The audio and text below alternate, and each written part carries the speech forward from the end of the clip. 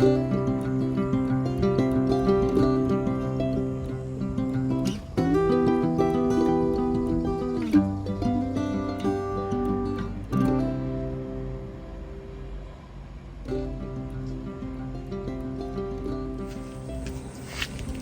y'all, welcome back to the Barefoot Farmer.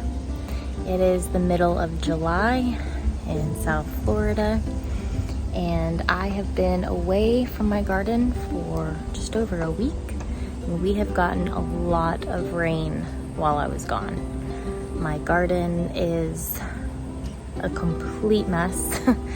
I need to do a lot of work in here, weeding, taking things out, weed whacking, and things are definitely struggling with the intense heat and pest pressure. So just kind of wanted to document the state of my garden right now, and then hopefully in the next week or so I'll be cleaning it up, and I might be able to do a little before and after. We'll see. So in here is my gazebo area. Those plants are actually doing pretty good, except for elephant ear that I had in this corner. We might have gotten a lot of wind, and a couple of them toppled over. So I need to replant those. But I think for the most part, this area is getting enough shade that my plants are surviving. They might not be thriving, but you know, I'll take what I can get. The flooding has been really bad, and it's dried right now, but this entire space under my gazebo was completely flooded, all the way over to my watermelon, which I'll show you that. It's not doing that great. The lemongrass and the cranberry hibiscus is doing good. But the caterpillars have completely devoured my watermelon vine. The heat and the flooding definitely did not help. But before I left, I had 2 little baby watermelons. There's one of them. And over here is another. Now, I don't know if those are actually going to do anything because the vine is pretty much completely dead. I think that they're going to be stunted, and I don't think I'm going to get any fruit out of it, but we'll see. As you can see, the grass is very tall, and it is hot. Things are not loving it. I need to do a lot of cleaning and hopefully some plant survival. My mint and thyme have taken a drastic hit. But the sage and basil is hanging on strong. And my lavender is doing good too.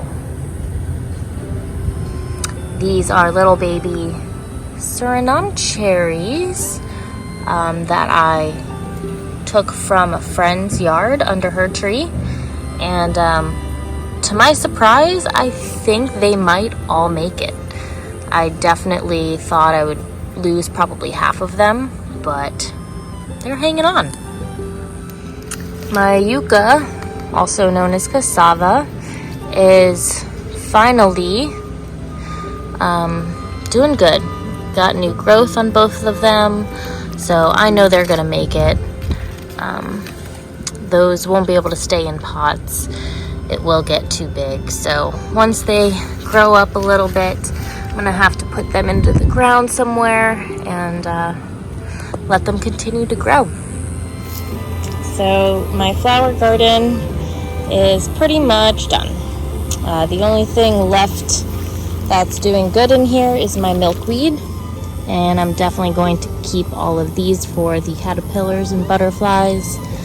I've actually got a few flower pods on them, so that's exciting. We've got some volunteer zinnias and stuff that have popped up. I'll probably leave those, but I'll pull everything else except the rosemary. The rosemary and the sage is hanging on, so I'll leave them. The sweet potatoes are doing great. All 3 varieties are growing and healthy. I will probably top these guys and replant them so they can get some more roots going. But yeah, I'm happy with how these turned out. I went to my boyfriend's mom's house and she has a beautiful big palm tree. It's like 100 years old, from the Bahamas.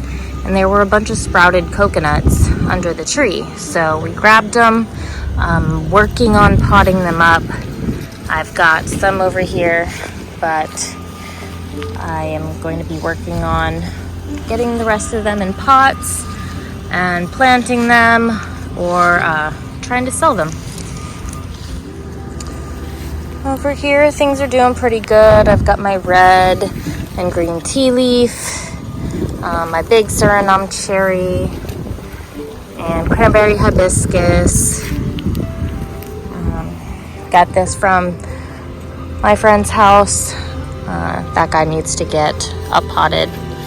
I believe it's an avocado, but I honestly can't tell. It might be a mango.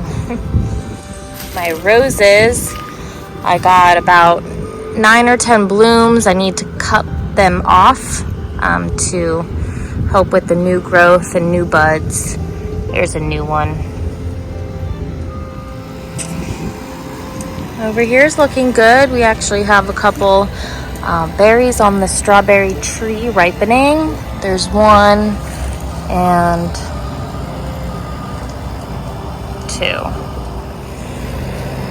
This whole space needs a little bit of work. I think I want to take out the Mexican sunflowers, put in some more cranberry hibiscus. It does really well in the sun and heat once it's established, and just kind of edge it, make it look good. My papaya that I planted over here on this side has grown, and they're doing good. So eventually they will outgrow the palms and everything else, and they will be just as tall as those guys, giving some more shade and symmetry to this line.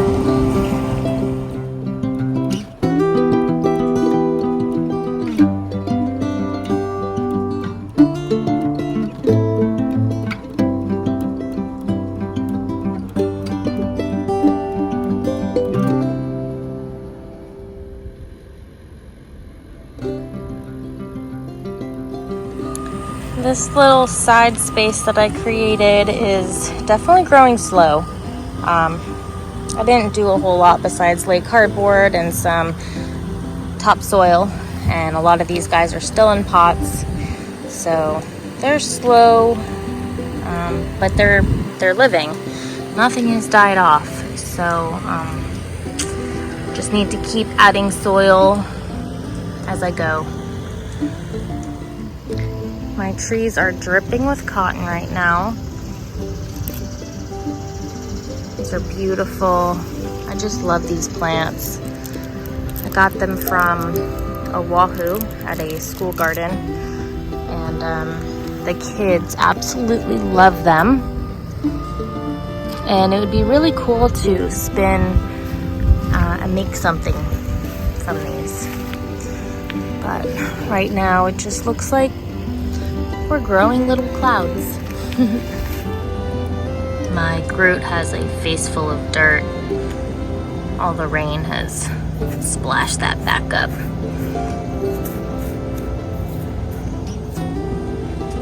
Here he is. Got this cool plant stand on the side of the road.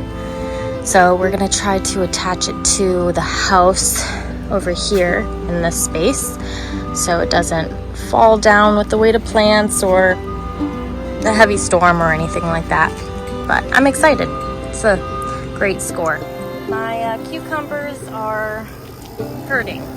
The heat is definitely getting to it, doesn't have much shade, and all of these little holes are caterpillar damage. I came out here the other day, killed most of them, but not before they made they took a big hit.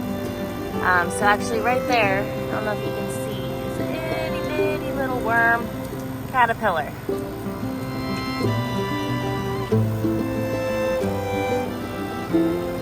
That guy.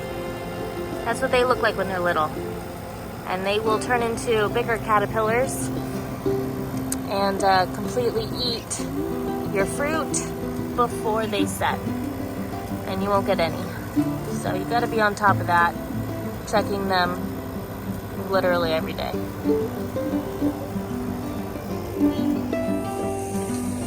My handsome man weed whacked my garden for me. It's already looking a lot better. This right here in Hawaii, they call tea, T-I, and it's used for multiple things, from lei making to ceremony, planted around every house for protection, and the list goes on. But here in Florida, I've only ever seen the red tea and not the green. And so I actually brought some back home with me from Hawaii. I lived and worked out there for 5 years. I was an elementary school garden teacher and grew lots of plants with the kids in the community, and I learned a lot out there. But I was going and propagating this today because I needed the bigger pot and figured I would show you what I was doing.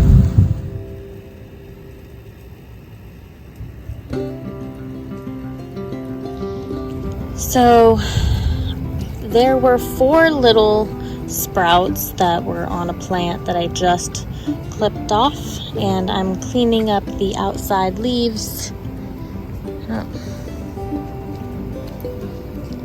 I'm cleaning up the outside leaves, and I'm going to repot them into these little guys, and I'm going to have 4 new tea plants. So this is one little guy that I clipped off. I'm just going to take off the outer leaves. If you notice, the leaves grow in a pattern like this. So you take this leaf off, and then you see that it's growing from this side. Take this leaf off,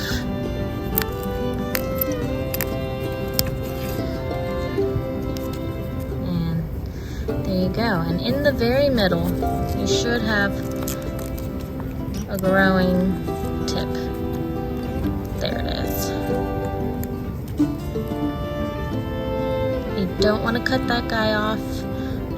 You want him to keep growing, and that's how the plant's going to multiply.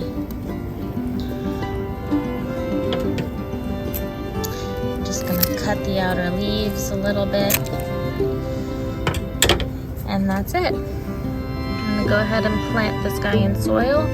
The roots are going to grow right around the base. Look at this guy. Whoa.